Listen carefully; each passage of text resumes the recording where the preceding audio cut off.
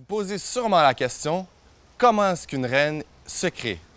Contrairement aux autres abeilles qui naissent dans des cellules normales, la reine a sa propre cellule, qu'on appelle la cellule royale.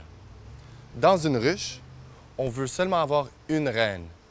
Alors quand vous voyez une cellule royale, c'est signe que quelque chose ne va pas bien. On distingue deux types de cellules royales, les cellules de remération et les cellules d'essaimage. Dans le premier cas, les cellules de remération peuvent se créer quand il n'y a plus de reine dans la ruche ou que la vieille reine dans la ruche n'est pas assez productive et pond pas assez. Dans le cas des cellules d'essaimage, c'est toujours pour la même raison. C'est parce que la ruche veut se diviser en deux et en apiculture, on appelle ça essaimer.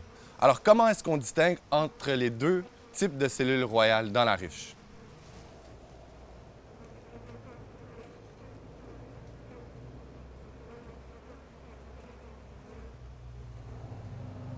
Typiquement, les cellules de remération se trouvent au haut du cadre et au centre du cadre, tandis que les cellules d'essaimage se trouvent au bas du cadre.